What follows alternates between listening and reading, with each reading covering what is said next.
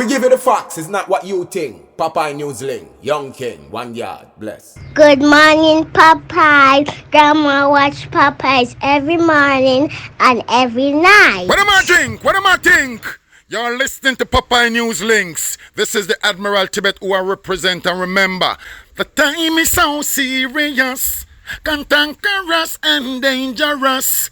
This is Popeye News Links. Greetings viewers and subscribers. So you might have watched the video this morning with me talking to the female. She was talking about her husband Nicholas and how he robbed her. Well, guess what? You already know how we do things over here, so I've spoken to Nicholas, and tomorrow morning I'm gonna be dropping what Nicholas had to say. Don't miss it. Also, that interview I posted with a man who said that he was injected in the wrong vein. Firstly, it's not the Dr. Reddy's office in Savannah Lamar the gentleman was referring to. The Dr. Reddy's office in Savannah Lamar is not associated with the Dr. Reddy's office that the gentleman was referring to. Got it? Also, I have hooked him up with a good lawyer. There are a lot of persons who are trampling on the rights of the poorer class of people in this country. Keep listening. Lots more to come. In the news today, you remember I told you about that chopper, Andre Portmore, and his son? Listen to the sweet mouth chopper trying to con someone. Listen this. Yeah, good morning, Mr. Yes, I've already spoken to Miss this morning, and she did express her feeling towards the payment, but I listened to her, and I tell her that we're on it. I know for sure that the last week's payment of the 175 will reflect today. Yeah. However, we're in the process now of processing the current payment, which I said to you, invoices are sent on a Friday, Saturday. We process and make payment on a Tuesday. You understand? Between Monday and Tuesday we make payment. So invoices come in on a Friday and Friday or a Saturday, and we process payment for Monday, Tuesday. Remember, I said that to everybody. All right, so the current payment is fine. Yeah, that will come over between today and tomorrow, and you guys already gave me an NCB account for that to go straight to the NCB. You understand? But as it relates to the first payment, yes, we got off to a rough start. Everything run like how we want it to run. But I'm pretty much sure that 175 that both you and Miss O'Connor will get will reflect today. All right?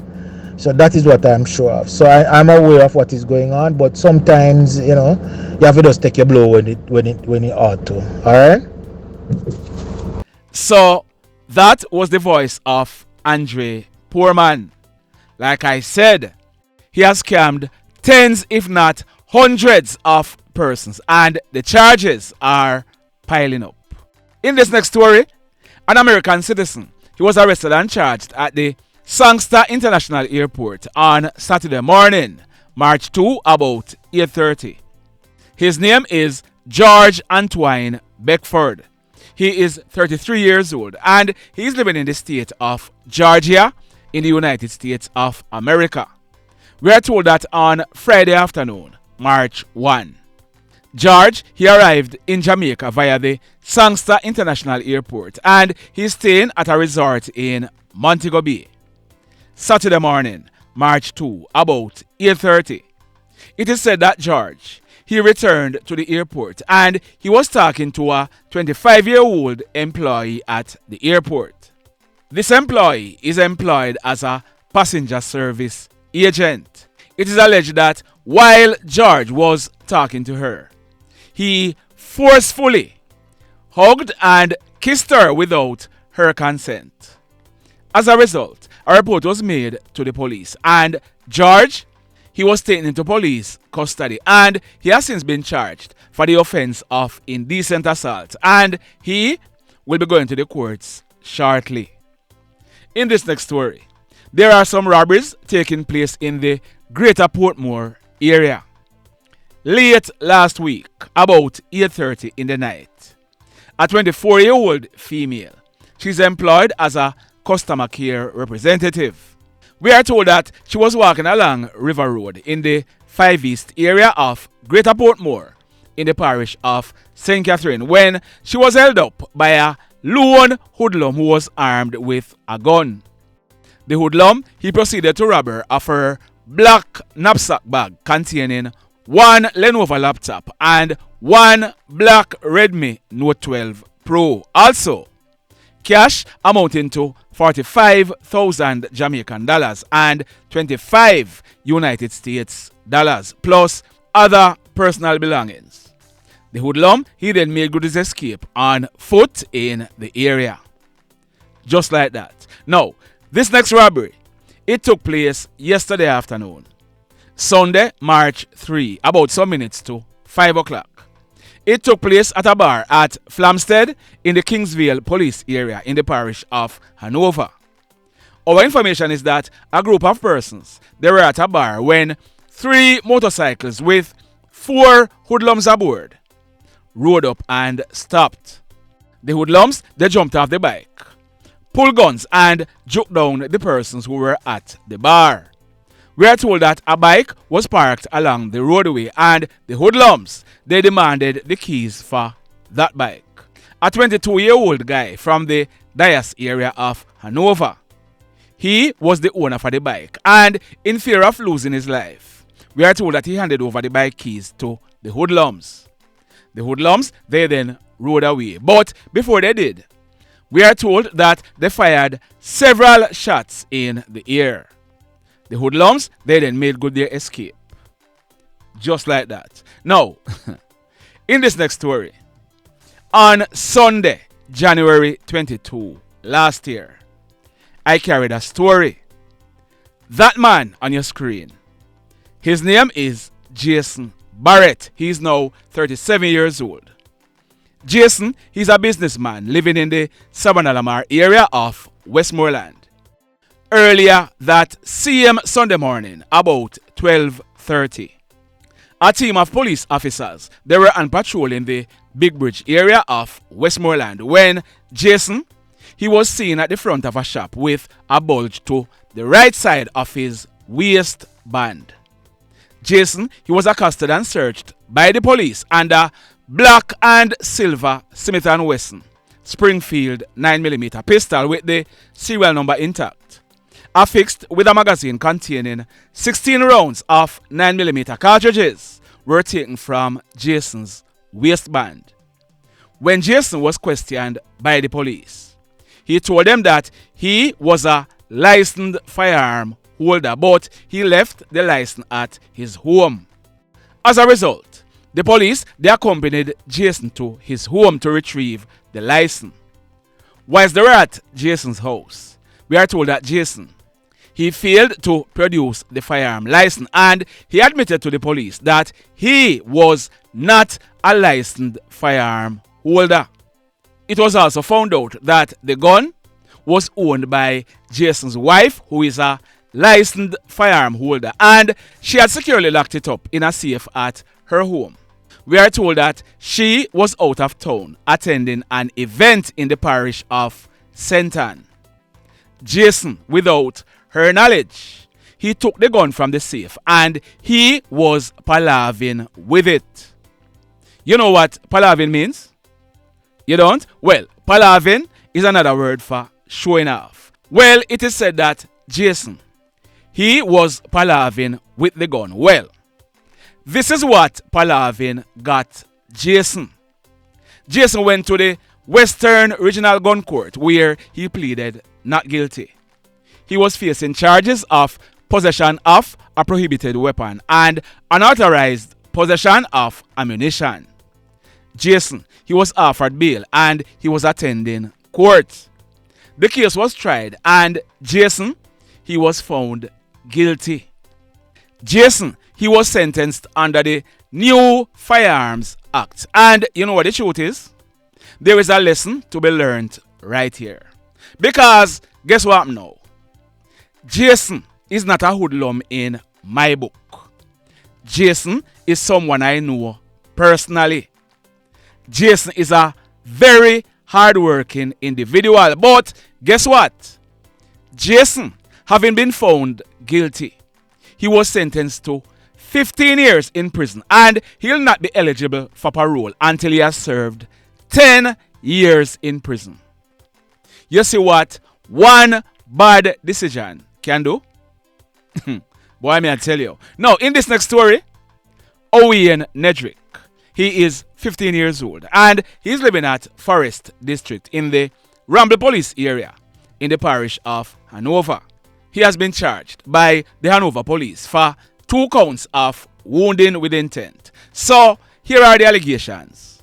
On Tuesday night, January 9, about 8 o'clock, a group of persons, they were playing domino at a shop which is located along the Forest Main Road when 2 hoodlums, one of them was identified as 15-year-old Owayne. He and the other hoodlum, they were armed with guns. One was armed with a handgun and the other one, he was armed with a shotgun. It is alleged that 15-year-old Owayne, he and his crony, they opened gunfire at the group of persons. They then made good their escape on foot in the area. When the shooting subsided, it was realized that 2 of the men at the shop, they were shot.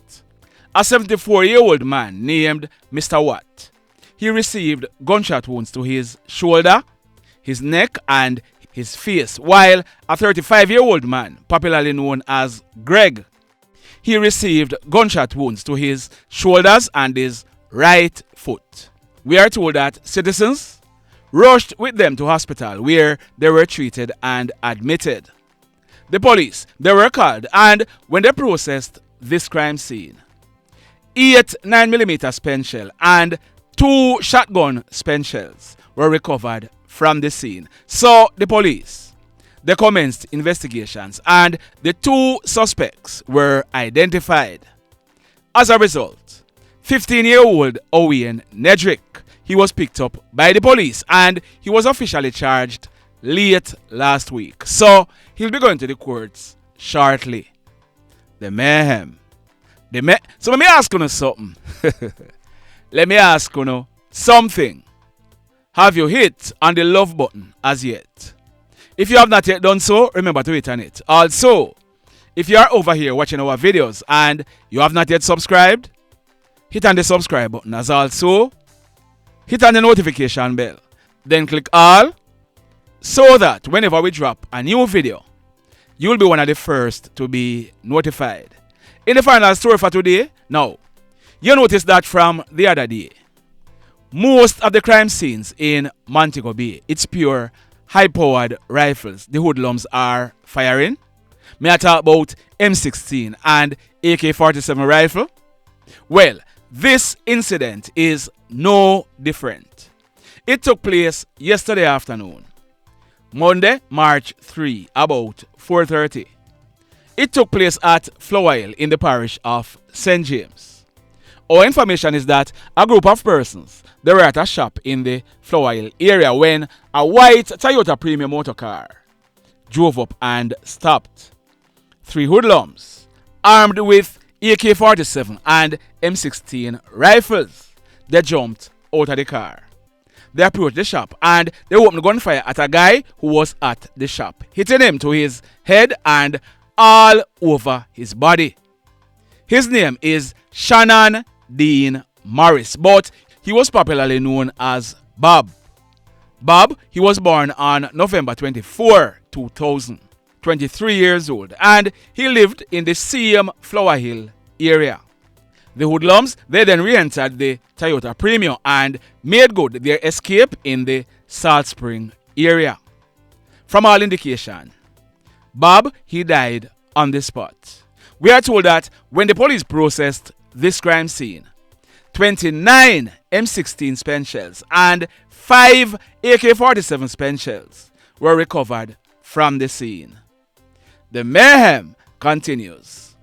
Blessed love, everybody.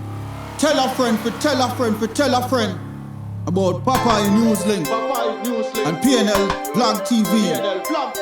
Like, subscribe and share.